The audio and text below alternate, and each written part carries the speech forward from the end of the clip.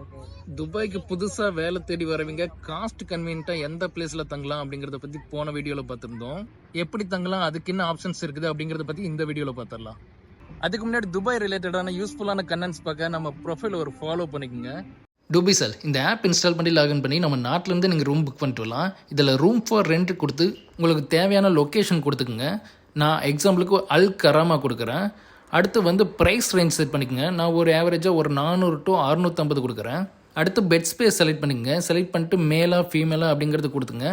மற்ற ஃபில்டர்ஸ் எல்லாம் உங்களுக்கு தேவைன்னா கொடுத்துட்டு கடைசியில் அந்த ஷோ ரிசல்ட் கொடுத்தீங்கன்னா அப்போதைக்கு என்னென்ன ரூம்ஸ் எல்லாம் அவைலபிலிட்டி இருக்குதோ எல்லாமே லிஸ்ட்டு ஷோ ஆகும். அதில் நீங்கள் எல்லா ரூமே உள்ளே போயிட்டு எப்படியெல்லாம் இருக்குதுன்னு பார்க்கலாம்.